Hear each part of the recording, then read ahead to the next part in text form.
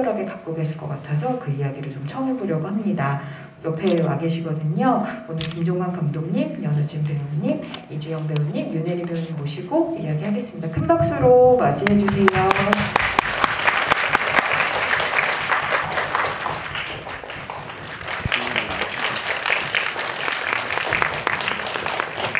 자리에 앉아서 진행하도록 하겠습니다.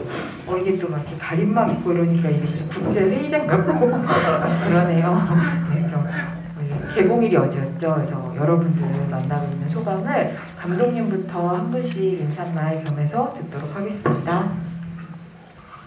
네, 안녕하세요. 아무도 없는 곳을 연출한 김종관입니다. 네, 오늘 이제 개봉 어제 하고 이틀 차인데요. 네,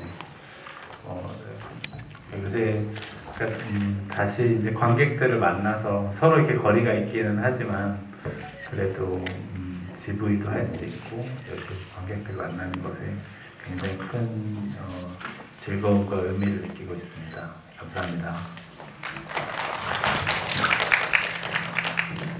네, 안녕하세요. 연우진입니다.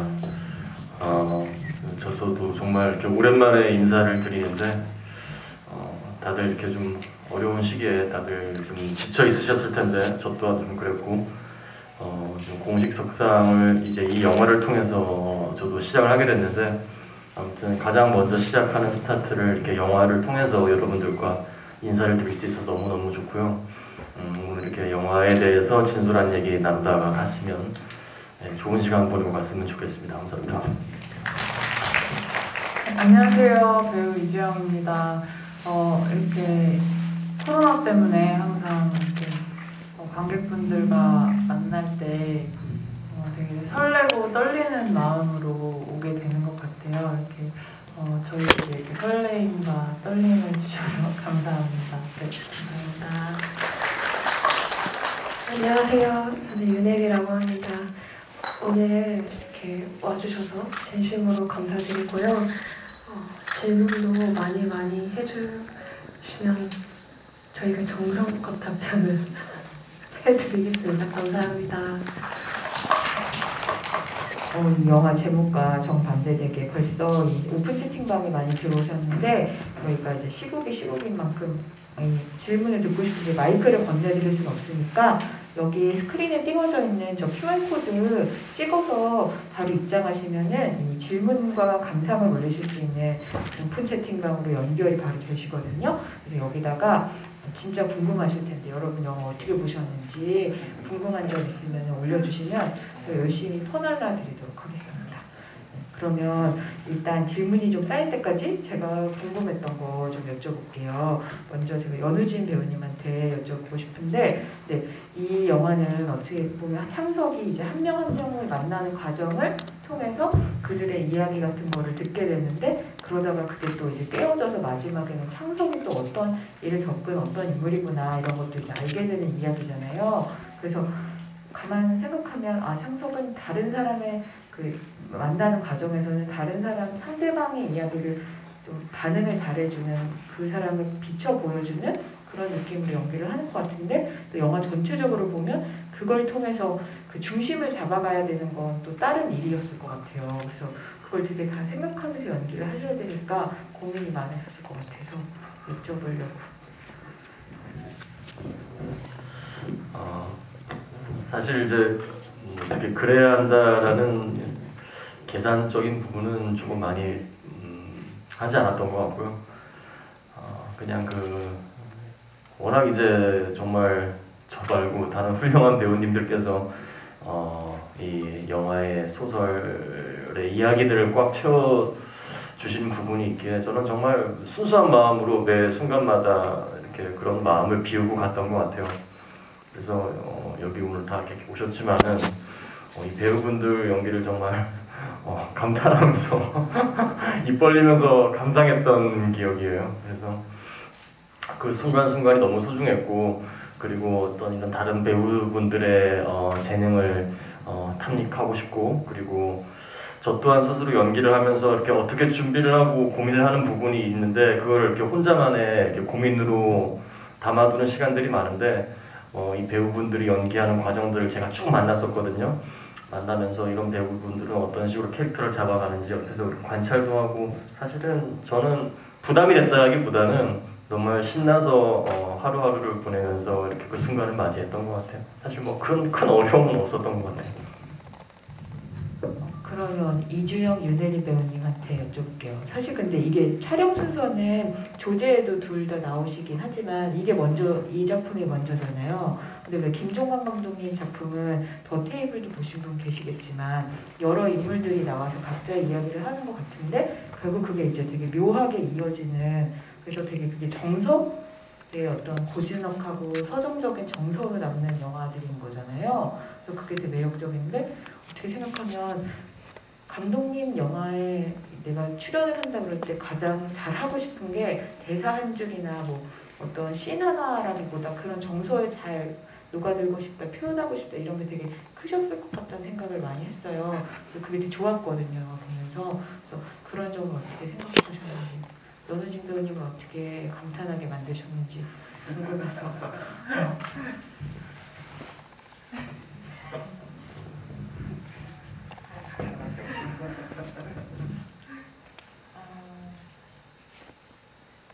김종관 감독님 영화는 뭔가 잔잔하면서도 이렇게 뭔가 좀 뭐랄까 전곡을 찌르는 느낌이라고 해야 될까? 그런 느낌을 저는 갖고 있었던 것 같아요. 이 전 작품들 그냥 팬으로서 봤을 때도 막 그런 중간중간 나오는 막 감독님의 유머 같은 것도 너무 좋아했었고 근데 이제 저희 작품은 이제 조금 더 깊고 뭔가 내면의 이야기를 한다는 생각이 들었었고 근데 그런 이야기들이 우리 일상에서는 우리가 어떤 식으로 전달을 하고 어떤 식으로 내가 이런 걸 주변 사람들에게 이야기를 하지? 약간 좀 이런 생각을 하면서 그걸 좀 주은이라는 캐릭터라면 어떤 식으로 전달을 할까 이야기를 그런 생각을 하면서 좀 준비를 많이 했었던 것 같아요.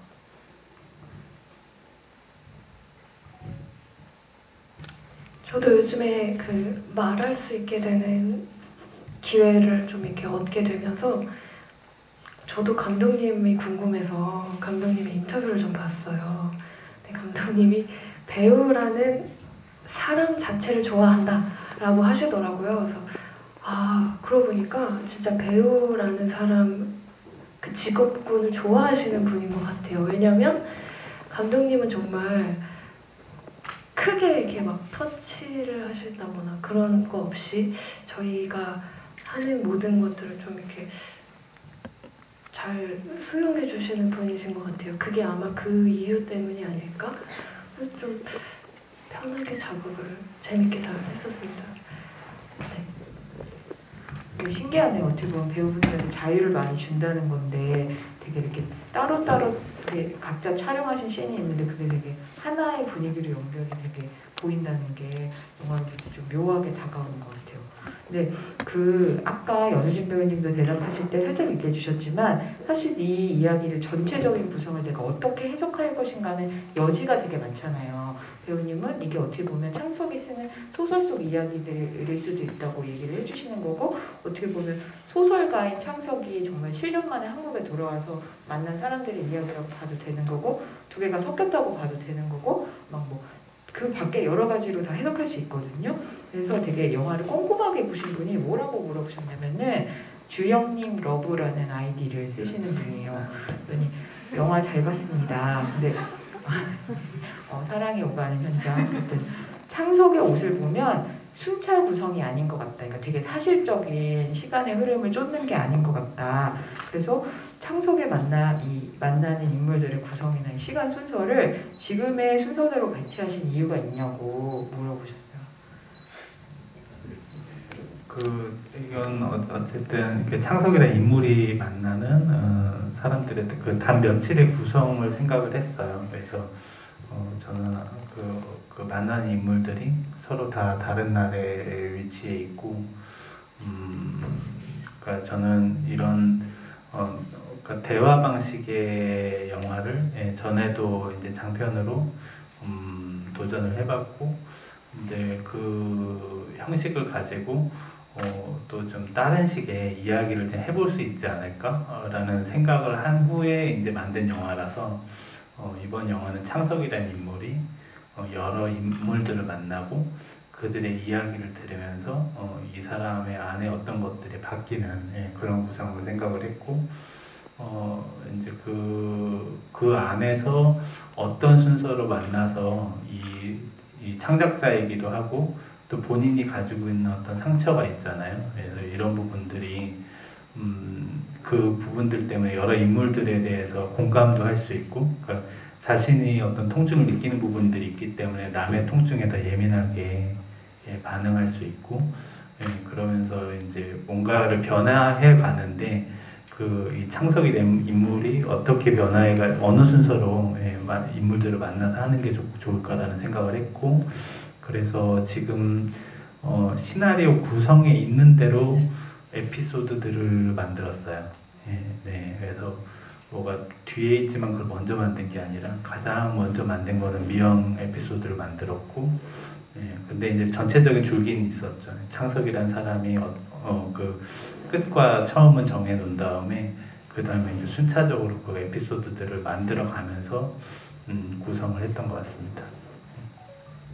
근데 여기 뭐 아이디로 말씀드리자면 창석이 형이 왔다를 비롯해서 여러분께서 이 영화의 뭐 공간이나 촬영이나 화면이 주는 느낌들이 되게 좋다고 얘기 많이 하시거든요. 근데 저도 되게 비슷하게 느꼈는데 왜 흔히 영화를 빛의 예술이라고 하잖아요. 촬영, 조명 이런 거 너무너무 중요하고 근데 이 영화를 이게 말장난같이 들릴지도 모르겠지만 저는 보면서 이 영화는 빛을 찍으려고 한 영화가 아니고 어둠을 찍으려고 한 영화 같은 그런 생각을 되게 많이 했어요. 근데 사실 그 왜 해질녘의 어둑어둑한 순간 같은 게 진짜 짧기도 하고 그 순간을 영화에 담는다는 게 되게 기술적으로도 어려운 일이잖아요. 그래서 아마 다른 드라마나 영화를 찍으실 때보다도 더 특별한 경험을 영화를 찍으면서 감독님도 배우님들도 많이 하셨을 것 같아요. 그래서 또 저는 진짜 특히 그 야외에서 찍었던 정말 그 우리 그 유진과 창석이 밖에서 담배 피면서 이야기하는 장면 같은 거는 그날 그거 엔진하면은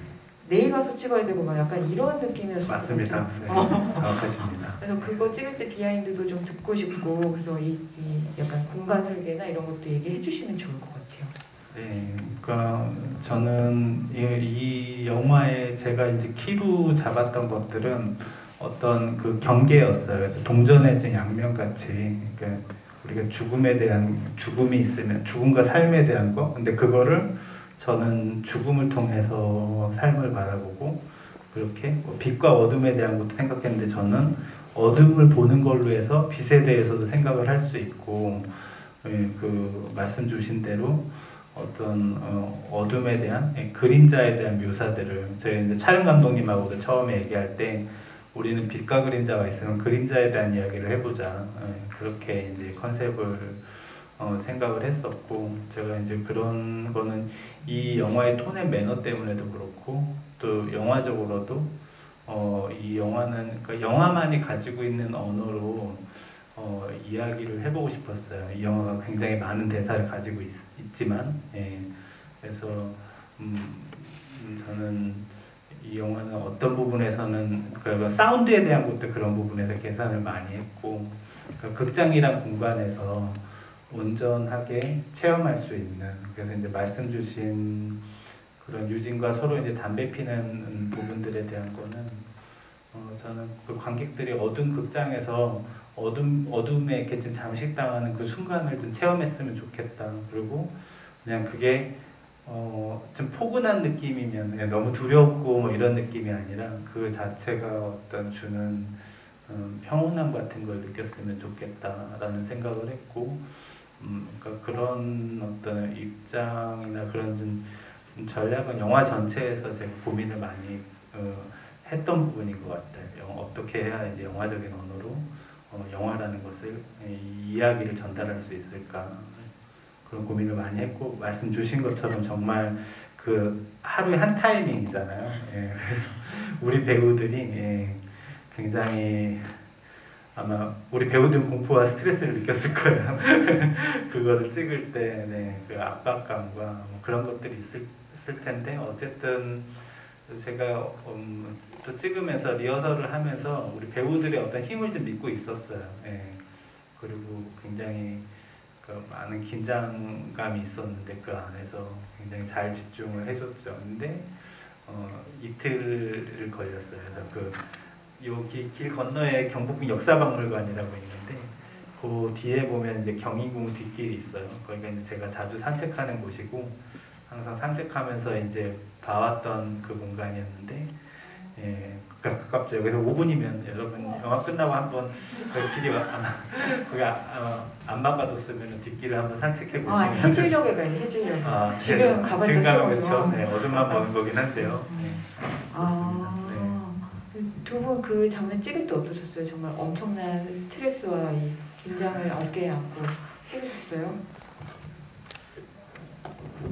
네, 감독님 말씀하신 대로 이제 원래 스케줄표 상에서는 1회차로 계획이 되어 있었지만은 뭐 또 감독님이 조금 더 원하시는 부분이 있었기 때문에 2회차로 진행돼서 찍었던 것 같은데 사실 이제 이번 촬영 자체가 모두 짧은 회차 속에서 밀도 있는 작업들이 계속 연속적으로 이루어지기 때문에 사실 그 전부터는 계속 몸이 달궈져 있는 상태였어요. 그래서 물론 긴장을 하고 있지만은 사실 어느 정도의 마음가짐과 그런 자세들은 굉장히 되어 있었고 이제 참 저도 신기한 경험을 했던 것 같아요.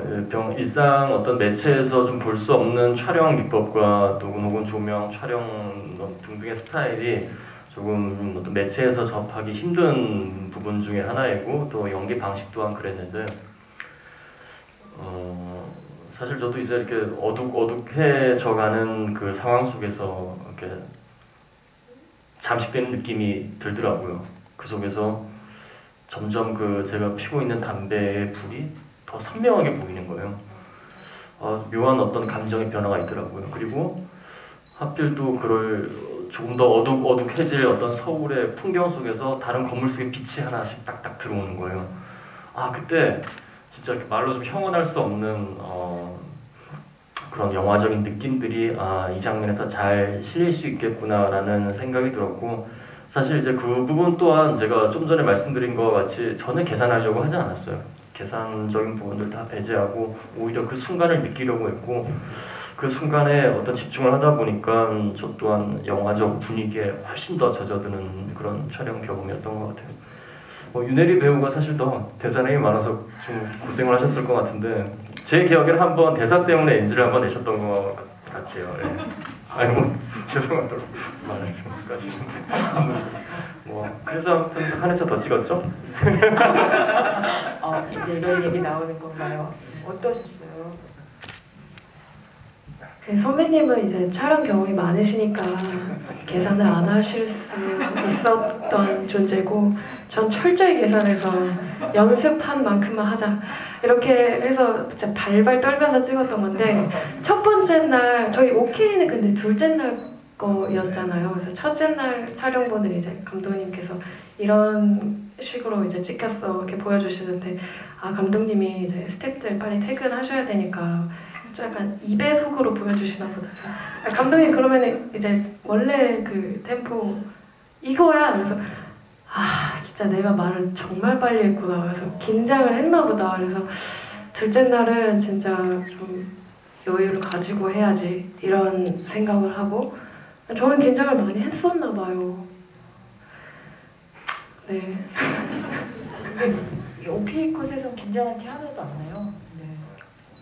네, 냉정한 사람 같아요. 제 눈에는 정말 긴장 많이 한 게 잘 보여서 그래요? 좀 많이 아쉬운데 감독님께서 잘 이끌어 주셔서 네. 제가 그때 기억에 첫날 그게 되게 좋은 것가 있었는데 해가 굉장히 빨리 넘어갔어요. 그래서 이제 제가 원하는 거는 그러니까 처음에 어떤 형상이 보이다가 그 형상이 어느 순간에 사라지고 그냥 불만 남는 그거를 원했거든요. 근데 그때 제 기억에는 오케이가 안 나왔는데 그냥 쓸만하다 이렇게 얘기했던 것 같아요. 그러니까 좀 편하게 하라고. 오늘 안 되면은 그 전날 거 쓰면 되니까 편하게 하라고 그렇게 말했는데 사실 그날 꼭 했었어야 되는. 속마음이 이제야 막 나오는 건가요? 네. 또 이게 그 창석이 한 명 한 명을 만나고 대화 위주로 흘러가잖아요. 사실 근데 이게 누구랑 이렇게 정말 긴 호흡으로 한 씬을 대화를 계속 이렇게 나누면서 온전히 호흡을 주고받으면서 하는 연기가 배우로서도 아주 쉽게 경험하는 건 아니라고 생각하거든요. 그래서 그걸 이렇게 가만히 보고 와, 이 배우랑 이런 얘기를 하니까 이런 느낌이구나, 이런 거 보는 재미도 있었는데요. 그래서 또 이 상대 역할들의 캐릭터를 하나하나 이렇게 비교하게 돼요. 근데 그 중에서 여기서도 너무 이렇게 세세하게 분석을 해주신 분이 있어가지고 이 질문을 제가 이주영 배우님께 드리겠습니다. 김주희 분이라는 분께서요 얘기해 주셨는데, 그러니까 이게 진짜 재밌는 게 그러니까 이 창석이 만나는 한 명 한 명의 특징들을 나중에 곱씹게 되잖아요. 그래서 그러니까 정말 다 상실의 경험이 있는 사람들끼리 만나는 건데 이분도 상실에 관한 이야기라고 보셨대요. 근데 다른 사람들은 다 자기한테 소중한 누군가, 타인을 잃는 이야기라면 주은만 자신의 기억을 잃은 상황 이야기라고 생각해서 되게 독특하게 생각이 됐다.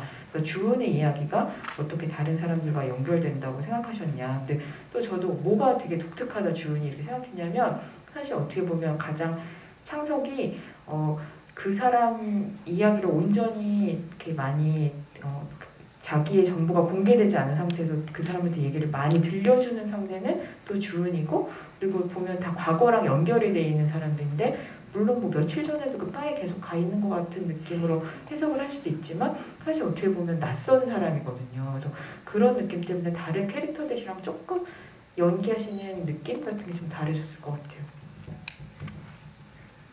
네, 그냥 기억을 잃는다는 게, 그러니까 사실 뭐 저도 여러 가지 상실을 개인적으로 이렇게 경험을 해봤지만 기억을 잃는 경험은 이제 해본 적이 없기 때문에 사실은 그분들의 이제 생각이나 이런 게 어떨까는 되게 이제 좀 미지수가 좀 그걸 이제 추측하기는 되게 어려웠어요. 근데 이제 또 그것들이 굉장히 이제 아프고 힘들게 다가올 수도 있지만, 제가 주은이를 느꼈을 때는 되게 뭔가 긍정적으로 이렇게 삶을 또 뭔가 새로운 삶이라고 생각하고 다른 사람들의 기억을 사면서 그걸 좀 헤쳐나가는 그런 느낌이 좀 있었던 것 같아요. 제가 처음 주은이를 이렇게 글로 봤을 때는 그래서 너무 이렇게 무겁지 않은 느낌으로 이렇게 하고 싶었고, 실제로 저의 성격도 제가 어떤 힘든 것들을 얘기할 때 그렇게 막 무게감을 갖고 얘기를 하지는 않더라고요. 제가 그냥 좀 그냥 별일 아닌 것처럼 이렇게 얘기를 할 때도 있고, 그래서 좀 그런 것들을 생각하면서 이제 주은이 이제 대사를 할 때 그런 생각들을 하면서 했었던 것 같아요. 저도 좀 약간 되게 말씀에 덧붙이고 싶었던 게, 그게 저도 이제 그 주은을 만나기 전에 어떤 에피소드 같은 경우는 저도 이제 영화를 보면서 느낀 건데, 이거는 이제 그 전 같은 경우는 그 지나간 시간과 어떤 그런 것들에 대한 좀 어두운 면을 계속 생각을 하게끔 되는 과정이었다면, 주는 어떻게 보면 저랑 비슷한 시를 쓰는 사람이잖아요. 또 다른 이야기를 어떻게 다루고 있다라는 공통점이 있는 것 같아요.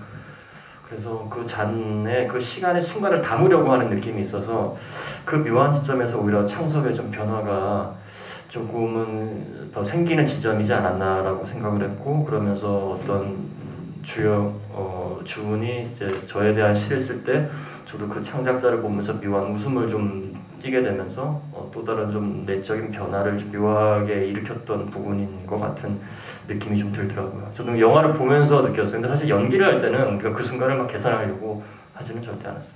네, 연우신 배우님은 절대 계산하지 않는 연기를 추구하십니다. 오늘 몇 번째. 그래서 윤혜지 배우는 굉장히 열심히 계산을 했고 연기에 정말 여러 방법론이 있다는 것을 오늘 느끼는 현장이 아닐 수 없습니다.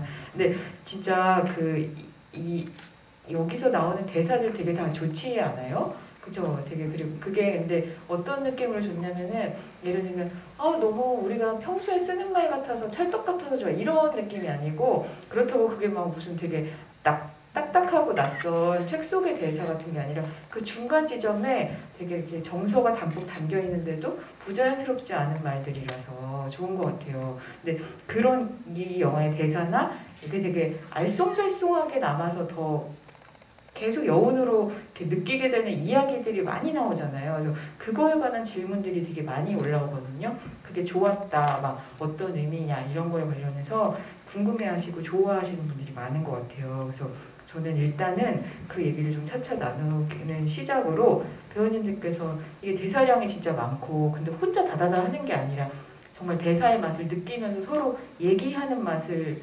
느끼면서 연기를 하는 작품이었잖아요. 그래서 그 느낌이 어떠셨는지 연기 경험이 어떠셨는지 좀 듣고 싶어요. 네, 가위바위보 하세요. 진짜 하세요.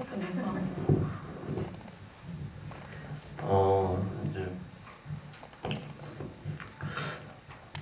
저 같은 경우는 좀 사실 좀 담백하게 표현을 하려고 했던 것 같아요. 제가 대사가 길어지는 순간 조금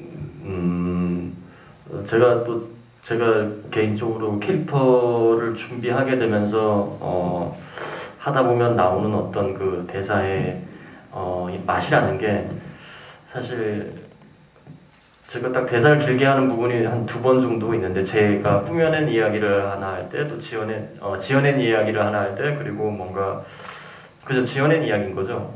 네네네 지어낸 이야기를 할 때 제가 이제 대사가 좀 긴데 뭐 글쎄요 좀 저도 최대한 뭐랄까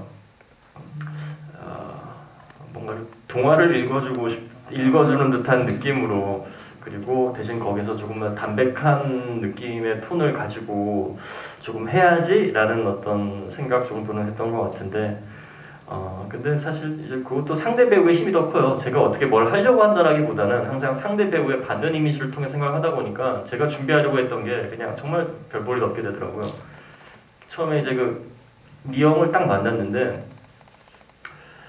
진짜 그냥 엄마 같은 거예요. 그러니까 느낌 앉아있는 제일 첫 촬영을 제가 미영과 함께 했는데 미영은 제가 리딩을 하는 그 순간부터 자기만의 캐릭터로 저한테 다가왔기 때문에 저는 앉아있는 그 순간에도 처음에는 그 친구의 힘을 더 많이 빌렸던 것 같아요. 정말 조금 첫 촬영은 긴장할 수도 있는데 처음부터 정말 마지막까지 미영으로만 항상 그 현장에 있어줘가지고 제가 대사량이 좀 많았음에도 불구하고 조금 더 이렇게 집중할 수 있었고 또 어떻게 좀 생각했던 부분들에 대한 걱정거리는 그냥 눈 녹듯 사라지더라고요. 그래서 조금 그런 우리 상대 배우의 힘을 더 빌렸기 때문에 또 제가 조금 더 창의적으로 뭔가 좀 자유롭게 연기를 할 수 있지 않았나라는 생각이 들어요. 그러니까 감독님의 작품의 특성이 모든 배우가 이제 현장에 와서 그 120%를 발휘를 해야 되는데 그 주어진 시간이 되게 짧아서 옴니버스 형식의 어떤 촬영이다 보니까 그런 것들이 시행착오를 많이 겪고 이렇게 뭐 하다 보면 사실 현장에서 그게 안 나와요. 안 나오고 잘 이렇게 좀 쉽게 무너질 수도 있는 부분인데 모든 배우들이 다들 그냥 그 캐릭터의 느낌으로만 현장에서 다가와줘서 오히려 저는 도움을 더 많이 받았던 것 같은 뭐 대사의 길이와 이런 것들은 사실 중요하지가 않았다 이렇게 훈훈한 상대 배우의 칭찬을 훈훈하다고 스스로 자기가 얘기하고 훈훈하대. 뭐라고요? 연우진 배우 자기가 얘기하고 훈훈하다고요. 그러니까 참. 오늘은 주제가 훈훈한 걸로 훈훈한 집이로 하죠. 배우님 어떠셨어요? 저는 이제 주은이 이야기도 사실은 주은이가 자기 이야기를 하는 거긴 하지만 그게 기억이 나지 않는 거잖아요. 그러니까 어떻게 보면은 내 이야기이지만 내 이야기가 아닌 것 같은 이야기를 한다고 생각을 했어요. 그러니까 다른 사람들에게 들은 이야기니까 사고 이후에. 그래서 이제 좀 이게 내 이야기 같기도 하고 아닌 것 같기도 한 그런 느낌으로 좀 하려고 했었던 것 같아요. 그리고 좀 창석이라는 인물이 이렇게 제가 일하는 곳에 오면서 좀 제가 이제 궁금증을 갖고 계속 이제 말을 걸면서 그러면서 이제 저의 이야기를 하게 되기까지가 이제 되게 이제 저에게 궁금증을 이제 불러일으킬 만한 인물이었기 때문에 그리고 또 제가 그렇게 편하게 제 이야기를 제 그런 힘들었던 이야기들을 그냥 서슴없이 꺼낼 수 있을 만한 이제 또 네. 그리고 실제로 연진 배우님에게 그런 힘이 있으신 것 같아요. 훈훈하네. 네, 훈훈하셔가지고. 네, 그런 것도 있고, 네. 괜찮은 것 같습니다. 그 떨리는 나중에 또 그 연우진 배우님의 그 느낌을 어떻게 받으셨나요? 근데 이제 저는 이 질문이 너무 재밌겠다라고 생각한 게 저희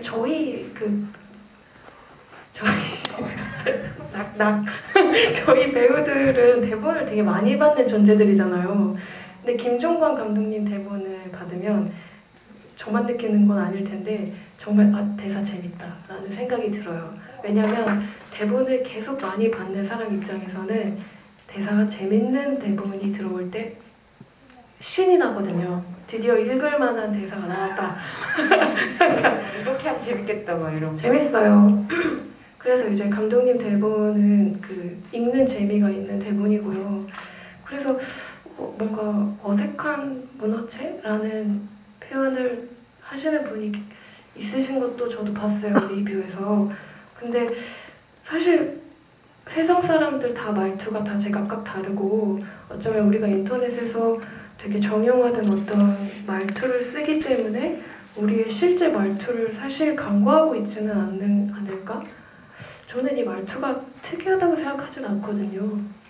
그렇게 느끼신다면 제가 연기를 못한 거 정리를 하겠습니다.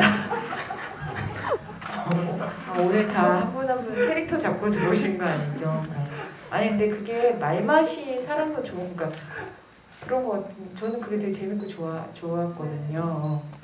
근데 그래서 구체적으로 왜 여기 나오는 여러 가지 짧은 이야기들 있잖아요. 근데 솔직히 말하면 그게 다 진짜 여기도 이해가 안 되는데요. 이렇게 얘기하기도 하지만 극중에서도 알 듯 모를 듯 하잖아요. 그래서 자꾸 집에 가서도 생각하게 되거든요. 나도 모르게. 그래서 구체적으로는 200원 무슨 의미냐, 아픈 새 무슨 의미냐, 토끼 어떻게 되는 거냐, 뭐 여기 지금 온갖 궁금증이 다 올라오고 토끼랑 새는 어떻게 연결되는 거냐부터 시작해가지고 막 다 올라오고 있어요. 근데 약간 이거 감독님 시나리오 쓰시면서 이 얘기를 막 이렇게 하신 거니까 어떤 느낌으로 하신 건지 약간의 단서나 이런 것만 알려주셔도 좋을 것 같아요.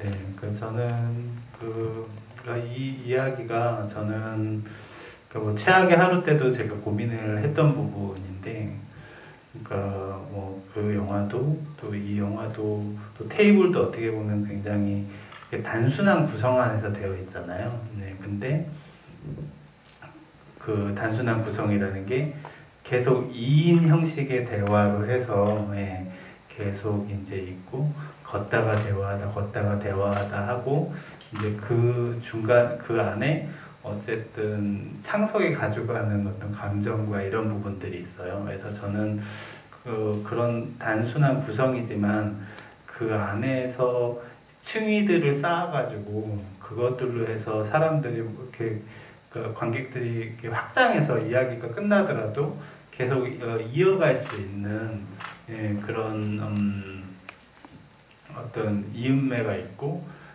그런 그 기호들이 좀 풍부한 영화가 되기를 바랬어요. 그리고 사실 먼저 말씀드린 것처럼 저는 이 영화를 처음에 생각할 때 뭔가 어떤 경계 그리고 양면 뒤집으면 완전히 반대의 것이 되는 그런 것들에 대한 생각들을 많이 했고 그래서 뭐 어쨌든 이 전체는 뭐 상실감이나 고통이나 뭐 죽음이나 기억이나 뭐 이런 것들에 대한 이야기들이 되어 있는데 그것들이 저는 다 상호적으로 네. 그리고 그 이야기들 사이도 제가 만약에 좋은 에피소드를 넣은 거는 사실 그 앞에의 내용들과 해가지고 거기에가 연결이 되어 있어 만든 에피소드예요. 예, 그래서 예, 서로 간에 어떤 좀 그 유기적인 것들이 있고 그것들이 이제 확장해서 좀 생각을 해나갈 수 있게 그런 개념으로 좀 만든 영화입니다. 근데 감독은 그래서 영화 보면 재밌는 게 약간 진짜 이렇게 영화가 딱 엔딩 크레딧으로 끝날 때 완결된 이야기로 이렇게 끝나는 게 아니라 마치 얘기를 한 5분의 4까지만 들려준 것 같은 느낌이라고 해야 되나? 그러니까 말씀하신 것처럼 그래서 그 뒷이야기를 내가 상상하고 내가 써야 되는 것 같은 느낌으로 끝나는 것 같아요. 근데 그게 또 묘하게 재밌는 게 영화에서 주로 감독님이 해주시는 얘기가 이런 거잖아요. 약간 메비우스 띠처럼 이 주인공이 실제 경험한 걸 이야기로 어떻게 만들었게 그 사이에 이 안에서 뭐가 진실이고 뭐가 이 사람이 경험한 걸까요? 막 이런 거를 약간 퍼즐같이 맞춰가야 되는 재미가 있잖아요. 근데 마치 이제 그걸 보고 있다가 영화가 끝나는데 내가 그 이야기에 들어가서 이야기를 또 마저 완성해야 되는 것 같은 약간 신비한 체험을 하는 것 같은 느낌이라 그래야 되나? 그런 게 좀 있는 것 같아요. 저는 뭐 이 이야기 안에 그러니까 창작이란 무엇인가에 대한 또 고민도 있고 삶이란 무엇인가 그리고 저는 이제 창작을 하는 거에서도 사실 이 사람이 자기의 고통이 있기 때문에 남의 고통을 잘 들여다보고 그러니까 그 안에서 자기 것으로만 창작을 하는 게 아니라 결국은 세상에 대한 어떤 기준과 뭔가 생겨서 또 이제 전진을 하는 거잖아요. 근데 그게 또 죽음이란 또 무엇인가가 될 수도 있고 근데 거기에다가 답을 한다라기보다는 그러니까 이 퀘스천 마크를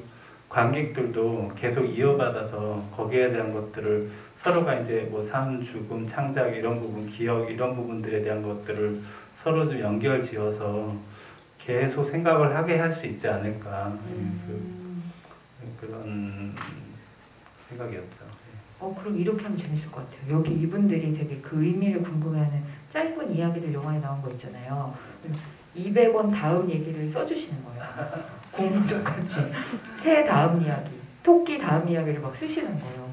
그래서 100일장 해가지고 장원 뽑고 하면 재밌을 것 같다는 생각을 잠깐 해봤고 그러면 근데 이것도 물어보신 분들 계시는데 저도 사실 이거 전주영화제에서 보고 한참 동안 이 영화가 그래 나 그 영화 봤지 이런 일반적인 느낌이라기보다 되게 단편들이 기억이 나는 거예요. 단편적인 기억으로. 그래서 벨보이가 생각날 때도 있고 진짜로 아니면 뭐 그 커피숍이 생각날 때도 있고 그 바가 생각날 때도 있고 진짜 해질녘을 지나칠 때 뭐 그런 게 생각날 때도 있고 이런 느낌이었거든요. 근데 이 뭐 영화에 나오는 이야기들도 기억할 만하고 장소나 정서 뭐 이런 것도 워낙 기억으로 많이 남는 여운을 주는 영화니까 배우님들한테도 개봉까지 시간이 좀 있었잖아요. 영화 찍으시고 이 영화가 약간 어떨 때 문득 어떤 기억으로 떠오르셨어요?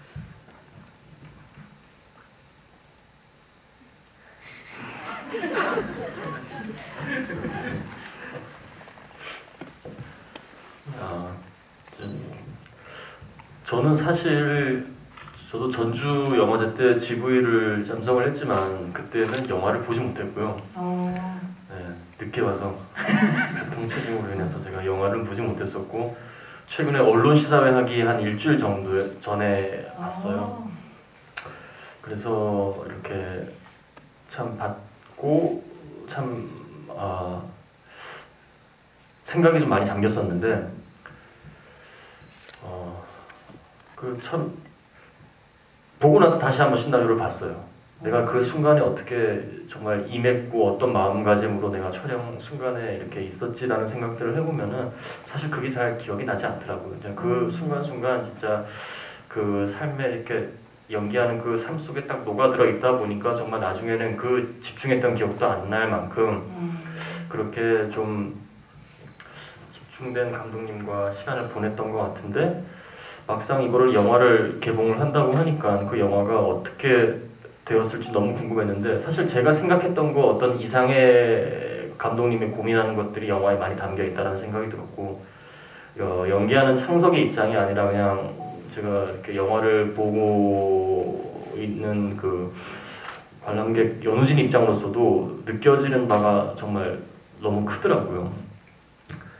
이게 저도 이제 사실 이제 감독님이 이렇게 이 창작이라는 데 있어서 얼마나 많은 고민들을 하고 있는가에 대해서 사실 영화를 보면서 되게 느끼고 그 전에 영화를 준비하는 그 집중하는 순간에 있어서는 사실 어떤 잊혀져가는 시간과 상실과 슬픔 또 내 안에 어떤 지워져가고 없어져가는 것들에 대한 생각을 많이 하면서 연기를 했다라면 영화를 최근에 보고 나서 느꼈던 거는 저 또한 감독님과 비슷한 창작자로서 내가 어차피 우리가 죽음으로 갈 수밖에 없는 그 시간이라면은 그 시간에 창작자로서 내가 어떤 시간을 지금 보내고 있는가 이런 생각들을 오히려 하게 됐고 배우로서 저도 좀 제 나름의 시간을 갖게 되더라고요.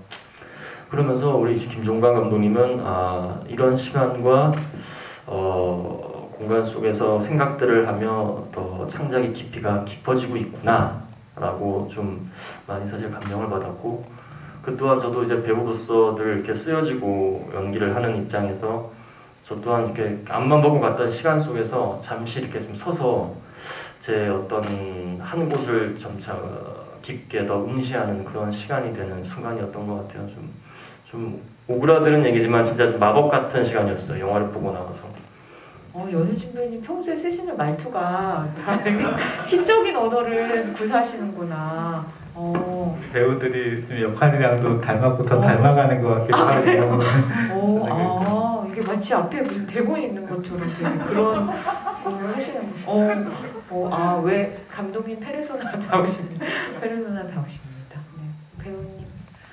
저는 요즘인 것 같아요. 제가 이제 요즘에 이제 좀 이 영화를 제가 2년 전에 저도 전주 보고 뭐지?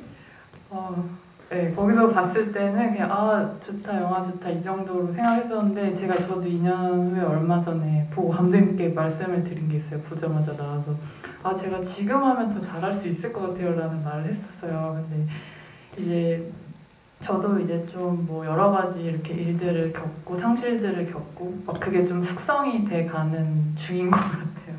그래서 지금 제가 이 영화를 다시 찍는다면 그리고 또 이런 상실에 대한 이야기를 한다면 내가 좀 더 잘할 수 있지 않을까라는 생각도 들고 그래서 요즘 좀 이런 아무도 없는 곳이 더 많이 생각나는 것 같아요. 홍보해서 그런 것도 있겠지만 그렇군요. 배우가 3명이라 너무 대답 시간이 길어지면 어떡하죠? 여기 다 배우님 대답 들으러 오신 분들이에요. 네. 말씀 많이 하세요. 저도 요즘인데요. 제가 오디션에 이제 많이 떨어지면서 2년 동안 나 어쩌면 좋은 배우는 아닌 것 같아 라는 생각을 하고 있었던 찰나에 이 영화가 개봉을 하고 이렇게 이야기할 수 있는 시간이 많아지면서 난 좋은 배우는 아직은 아니지만 좋은 배우가 되고 싶은 사람은 확실한 것 같아 라는 확신을 제 마음에 가지게 됐어요. 그래서 요즘에 좀 많이 행복하고 그래서 더 열심히 살아야겠다. 지금까지 열심히 했다고 생각했지만 더 열심히 살아야겠다라는 생각을 요즘에 많이 하고 있습니다. 우와. 개봉 안 하면 어떨 뻔했어. 박수 한번 쳐드리면 될 것 같아요. 근데 여기 이런 부수적인 효과가 있네. 여기 몇몇 분이 이런 거 자꾸 올리세요. 끊었던 담배를 너무 피고 싶대요. 영화 보니까. 이거 어떻게 해야 됩니까, 이거? 참으세요. 처음에 미영 대사가 있잖아요. 너 그렇게 담배 피다가는 야구처럼 빨리 죽는다고. 그걸 감안해서 대사를 쓰셨구나. 아이고. 창석이 형이 왔다님께서 윤혜리 배우님 안아드리고 싶다고 막 이런 얘기를 해주시네요. 네, 우리 다 같은 마음입니다. 네, 근데 저 그러면 그게 너무 궁금한데요. 여기 나오는 얘기들 중에 사실 그 얘기도 많아요. 그 창석이 버스 타고 가다가 보이는 전화하고 있는 여성의 모습을 약간 눈여겨보는데 그게 사실 나중에 이제 아내의 목소리로 나오는 그 통화가 진짜 뭐 현실에서 이루어졌는지 소설에서 이루어졌는지는 뭐 알 수 없지만 그 목소리를 연기해 주신 배우님이 왔잖아요. 이미 영화의 비하인드를 다 알고 계셔가지고 그래서 이제 그 의도는 무엇인가 이런 거 물어보시거든요. 그 임선우 배우고요. 네. 저 더 테이블에서 카페 주인으로 맞아요. 나오셨었어요. 네, 그리고 뭐 그거는 이제 영화 안에서 보면서 읽을 수 있는 건 아니잖아요. 그 지나가면서 보는 오는 여자가 그 아내의 목소리를 한 사람이랑 같다라는 거는 알 수 있는 거는 아니지만 뭐 그것도 이제 하나의 레이어가 재밌는 것가 되니까 네. 예, 목소리 위에 그렇게 한번 출연을 한 것이고 저는 어쨌든 이 창석이 세상을 보면서 내면의 어떤 변화를 겪는 이야기인데 거기에서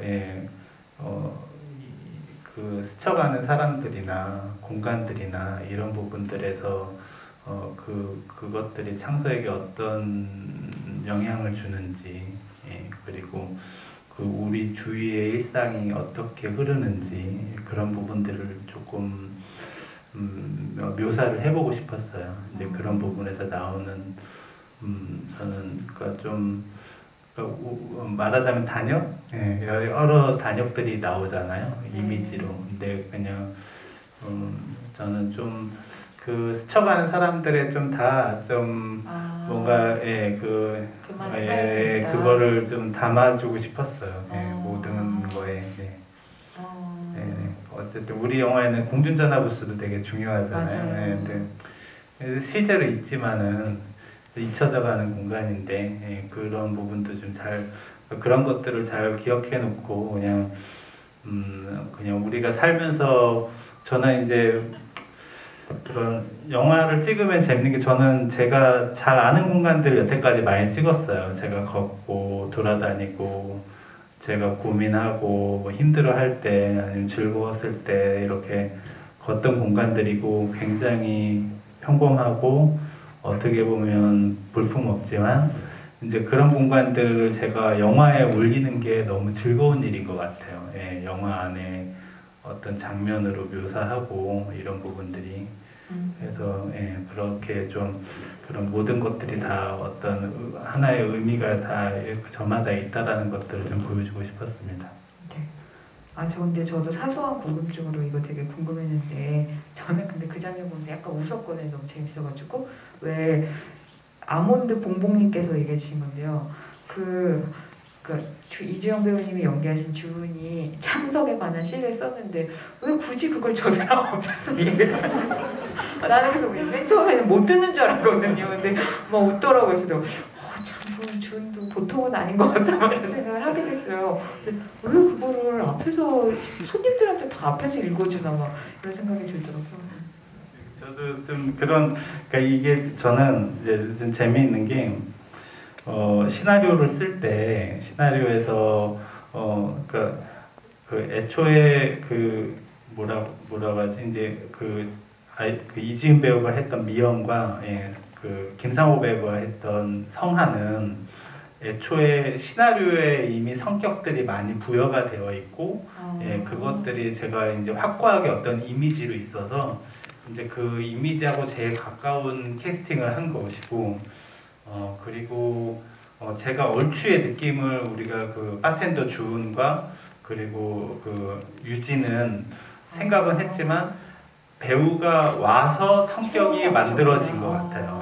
그리고 이제 또 다른 점이 있다면 그러니까 사실 그 전에 것들은 배우들의 톤과 컨티뉴이티에서 어느 정도 만들어지는 느낌이 있었다면은 이거는 공간에 대한 것도 되게 중요했고 둘은 되게 투샷이 많잖아요. 네. 둘이 같이 보여주는 부분도 많고 유진 에피소드는 어떤 동선 안에서 이루어지는 거고 또 주은은 또 그런 그러니까 저는 고민이 이 바텐더가 남의 말을 자기가 기억이 상실해서 남의 말을 열심히 들어준다라고 하지만 의외로 자기 말을 많이 하잖아요. 굉장히 뭔가 그렇게 뭐 하고 좀 어떻게 보면은 보통의 사람 관계에서 좀 넘어서는 그래서 저는 그러니까 그게 좀 머릿속에서 떠올렸을 때 그 연수진 배우한테 창섭은 좀 생각했어요. 그렇게 이렇게 침범에 들어오면 조금 이렇게 움찔움찔하면서 방어적인 게 있다가 나중에 결국은 서로가 들여다보게 되면서 뭔가가 연결이 되는. 근데 이 바텐더 주은을 그러면서 나중에 정말 자기가 말한 시까지 이렇게 잘 읽어야 되잖아요. 그러니까 그런 부분을 누가 해야 이게 안 밉고 사랑스럽고 이게 매력이 있을 수 있지? 이게 여기에 대한 게 저는 사실 굉장히 이게 고민이었어요. 그러니까 어떤 뭐 대사에 대한 것도 있었지만 그 대사도 만약에 그러니까 제가 생각하기에는 우리 윤혜리 배우니까 이 대사의 톤이 내 거다라고 생각을 아마 했을 거고 어떤 배우한테는 이거 너무 나한테 어색한 대사라고도 생각을 했을 것 같아요. 그러니까 그런 것에서 이게 이 역할이 어떻게 이렇게 잘 찾아갈 수가 있지? 막 이 고민들을 하던 중에 이제 제가 이주영 배우와 그거를 딱 싱크했을 때 제가 전율했던 기억이 있어요. 이거다. 이 사람의 어떤 이런 부분을 잘 이용하면 되겠다 그런 생각을 했었어요. 윤혜리 배우도 마찬가지고. 우와. 그 실제로 이제 주은이가 이제 상처도 이렇게 타투로 다 덮고 저는 뭔가 그런 주은이의 성격이 되게 뭔가 좀 건강한 그렇더라고요. 그러니까 시를 읽는 것도 그러니까 뭔가 다른 사람들은 여러 가지 생각을 하다가 못할 수도 있지만 그녀는 그냥 해버리고 그런 이런 좀 당차고 그런 성격인 것 같아요. 주은이. 그런 바텐더가 있는 술집이라면 꼭 한번 찾아가 보고 싶습니다. 그러셨구나. 이게 얼추 시간이 한 50분 다 돼가고 있어가지고 제가 몇 개만 더 얘기를 해드릴 수 있을 것 같아요. 여기 되게 많은 감상과 질문이 있는데 다 못 해드려서 너무 죄송한데요. 이 질문도 많이 계속 올라오네요. 근데 사실 영화를 거쳐가는 사람들 굉장히 많은데 왜 제목이 아무도 없는 곳이냐 이런 얘기 하시는 분도 계신데 그 영어 제목은 또 다르죠. 영어 제목은 Shades of the Heart라고 해서 그 마음의 그림자 뭐 이런 느낌인데 그죠? 그래서 저는 그 둘 다 어떤 근데 직관적으로는 영어 제목이 더 이제 확실히 와닿을 수 있는 거고 영화를 좀 이해할 수 있는 제목이라면 저는 아무도 없는 것은 좀 그것도 제목이랑 같이 왜 그 영화를 보고 나서 왜 아무도 없는 곳일까 라는 것을 생각하다 보면 그게 이 영화 안에 우리가 놓아놨던 이야기들이랑 같이 좀 확장해 생각해 볼 수 있지 않을까. 그리고 뭐 이 영화에서 굉장히 주 로케이션이기도 한 공중전화 부스도 어떻게 보면은 많은 사람들이 있다 거쳐간 곳이지만 아무도 없는 곳이 됐잖아요. 그리고 그러니까 저는 이 이야기를 만들 때 처음에 이제 생각했던 부분이 우리가 사람에 대해서 생각을 할 때 사람이 꽉 차 있거나 꽉 차 있는 이 극장의 모습을 보고 사람에 대해서 생각할 수도 있지만 있다가 뭔가 없어진 것에서 어떤 사람들이 있었는지를 생각해 보게 되는 그러니까 뭐 빈집이 있으면 그 빈집에 어떤 자취라는 말이 있잖아요. 누군가가 있었던 거니까 이제 그러니까 영화도 좀 그런 지점에서 뭐 빛과 어둠도 마찬가지고 그런 식으로 뭔가 자취 안에서 뭔가를 다시 좀 생각을 해볼 수 있지 않을까 좀 그런 의미들이 같이 있어서 좀 고민하다가 지은 제목입니다. 이 영화가 주는 여러 가지 더 생각해볼 거리들이 굉장히 많은데 또 그중 하나가 그래서 저 물에 약을 타는 창석이 저 장면 이후에 어떻게 됐을까 이제 이런 것도 각자 생각하기 나름인 것 같거든요. 5만 가지 해석이 있을 수 있을 것 같아요. 근데 그럼 이렇게 하면 좋을 것 같은데 혹시 그러니까 배우님들도 각자 생각하신 창석이 어떻게 됐을 것 같다, 됐으면 좋겠다 이런 게 있으실 거 아니에요. 그 얘기를 한 번씩 들어보고 감독님이 그렇게 해주신 얘기를 마지막으로 해주시면 좋을 것 같아요. 어떻게 됐을 것 같으세요, 창석이? 너무 어려우니까.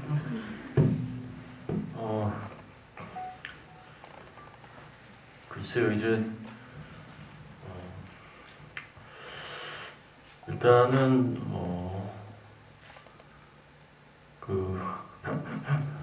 글쎄요, 제가 이제 영화와 소설이라는 거는 제가 유진과 에피소드에서도 창석이 얘기를 하지만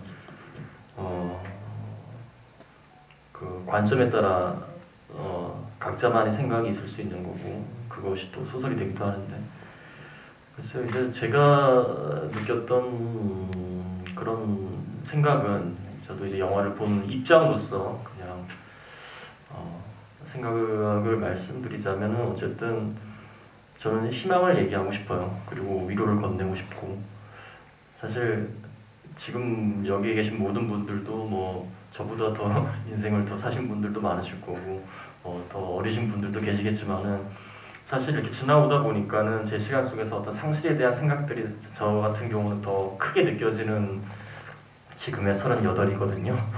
근데 그런 것들이 뭔가 더 크게 보이고 조금 더 깊게 파지고 하는 것들이 있는데 사실 창석이 그 공중전화 말씀하셨다시피 아무도 없는 그 쓰레기로만 가득 채워져 있는 그 아무도 찾지 않는 공중전화에 들릴 수밖에 없는 그 정처 없는 마음 그리고 청산가리란다. 청산가리죠.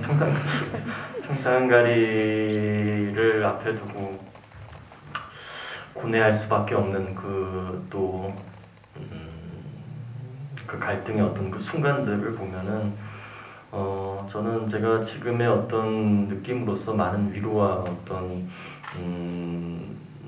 희망의 말들을 건네고 싶어요. 그래서 제가 창작자로서 글을 써내려간다라면은 창석에게는 조금 더 지금의 고민들이 당연한 것들이고 정말 필요한 시간이기에 오히려 그것들을 잘 덤덤히 이겨냈으면 하는 그런 바람으로 오히려 또 좋은 소설을 더 써가는 그런 순간으로 저는 글을 지어나가고 싶어요.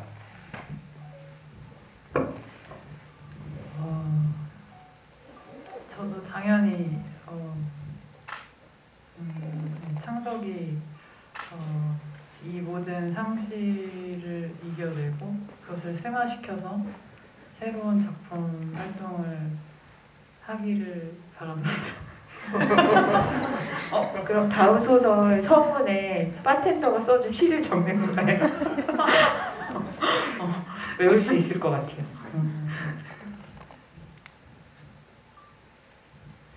근데 저희 감독님께서 이 영화에 대해서 이야기하시면서 어둠도 누군가에게 위로가 되었으면 좋겠다라는 말씀을 하셨었는데 저는 이 우울이라는 것도 경험한 사람에 따라서 달리 받아들여지는 것 같아요. 심각하게 우울해 본 사람은 이 영화를 보면 힐링이다라고 생각할 수 있고 마냥 밝은 상황 가운데 놓여있는 사람이라면 왜 이렇게 영화가 어둡지? 라고 생각할 수 있죠. 그건 다 상대적인 거니까요. 근데 이제 저는 개인적으로 창석이 갑자기 180도 바뀌어서 밝은 사람으로 살아가진 않겠죠. 그리고 그런 일은 있을 수 없죠. 근데 저는 어느 날 그냥 제 개인적인 그냥 이야기를 덧붙이자면 어느 날 오토바이가 제 앞을 너무나 가까이 지나가는데 내가 조금만 움직였으면 내가 죽었을 수도 있겠네? 그랬으면 우리 엄마 아빠가 지출 예정이 없던 돈을 장례식이며 이런 거에 지출하고 돈 걱정도 맨날 돈 걱정하시던데 그럴 때도 과연 돈 걱정을 하실까? 딸 장례식장에 내는 돈을 쓸 때도 돈이 없어 죽겠는데 얘가 죽어서 이러실까? 이런 생각을 어느 날 문득 하게 됐어요. 그러고 보니까 별일이 아닌 거예요. 그래서 저는 그날부터 보너스로 얻은 인생이다. 왜냐면 죽을 뻔했는데 살았으니까. 이건 그냥 예술하는 사람이니까 조금 재밌게 생각해서 그렇게 하는 걸 수도 있고 저희 오빠는 현실적인 사람이라 말도 안 되는 소리하고 앉아있는데 이럴 수도 있는데 저는 그냥 좀 재밌게 살기로 작정을 한 사람이라서요. 그래서 저는 이 영화도 누군가에게는 밝게 느껴질 수 있다고 생각하거든요. 근데 잠깐만. 그래서 창석이 어떤 그래서 창석은 갑자기 막 새 사람이 될 수는 없겠지만 그래도 하루하루 소소한 즐거운 사이에서 잘 지내고 있지 않을까 생각합니다. 여러분들도 각자 이 이야기의 끝에 창석뿐만 아니라 여기 나온 많은 캐릭터들이 어떤 삶을 앞으로 살아갈지 이런 거를 이 영화를 기억하는 방식으로 앞으로 좀 문득문득 떠올려 주시면 좋을 것 같아요. 이제 거의 1시간이 넘어서 이제 다 못해드린 거 너무 아쉽지만 이만 마무리를 해야 될 것 같습니다. 그래서 그 네 분의 인사 말씀 한마디씩 듣고 마무리하도록 하겠습니다. 네, 사실 이야기라는 게 보통 하면 이렇게 또 받고 그래야 되는데 좀 죄송스럽기도 한데요. GV라는 걸 할 때마다 그래도 이렇게 오픈 채팅방 통해서 굉장히 많은 질문 올려주셔서 너무 감사드리고요. 앞으로도 좋은 모습을 보여드릴 수 있도록 열심히 노력하겠습니다. 감사합니다.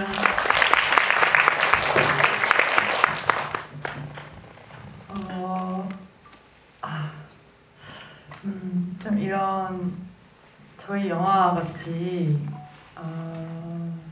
뭔가 그림자에 대한 이런 이야기를 하게 되면 좀 어렵기도 한 것 같아요. 그런 이야기 자체를 꺼낸다는 게. 근데 이제 저희 영화가 어떤 의미를 드릴 수 있을까 그런 생각들을 해봤는데 너무 정신없고 너무 바쁘게 살잖아요, 정말 요즘. 근데 잠깐 멈춰서 우리의 그림자들을 좀 바라볼 수 있는 시간이 되셨으면 좋겠습니다. 감사합니다. 네, 이렇게 저도 이제 처음에 말씀드렸다시피 이제 오랜만에 영화로 이렇게 여러분들께 인사를 드릴 수 있어서 너무너무 기뻤고요. 이 영화가 조금 주는 메시지는 여러분들이 다 생각하고 또 써 내려가시기 나름인 것 같아요. 여기 계신 모든 분들 각자의 어떤 인생의 이야기에 조금 더 귀를 기울일 수 있는 시간이 되었으면 좋겠다라는 생각을 했었는데 그런 선물 같은 영화가 되셨기를 바랍니다. 오늘 이렇게 자리 빛내주셔서 너무너무 감사드리고 또 영화에 대한 좋은 추억들을 오늘 쌓고 가는 것 같아서 저 또한 너무너무 기분이 좋습니다. 네, 감사합니다. 저는 또 이 영화 작업이 또 우리 배우들의 힘으로 이제 만들어 나가는 작업이었으니까 촬영하면서도 우리 배우들의 그런 매력을 많이 느끼고 우리 배우들을 좋아했지만 또 마무리하고 이렇게 배우들의 이야기를 또 듣는 거에서 또 더 우리 배우들을 사랑하게 되는 것 같아요. 네, 그래서 굉장히 이렇게 뜻깊은 시간이고 또 제가 이 영화를 만들었던 거는 창작자의 고민도 있고 제 스스로 삶에서의 고민이 있고 창작자가 어떤 삶을 살아야 될까 그런 부분들이 한번 좀 용기 내서 하고 싶었어요. 이제 이런 작업을 또 언제 해볼 수 있을까?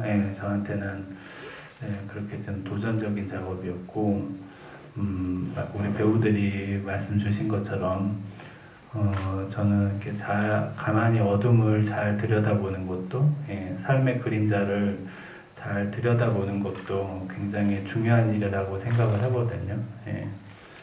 그래야 이제 또 다른 부분에 대해서 삶의 다른 부분에 대해서도 우리가 생각을 해볼 수 있으니까 좀 그런 면에서 고민했던 작업이고 그 생각들이 관객분들한테 좀 잘 전달되고 뭔가 이렇게 서로가 잘 연결되는 관객분들에게도 누군가의 소중한 영화가 되기를 바라는 마음입니다. 네, 이렇게 와주셔서 감사합니다. 그럼 다 같이 일어나서 인사하고 마무리할까요? 제가 하나 둘 셋 하겠습니다. 하나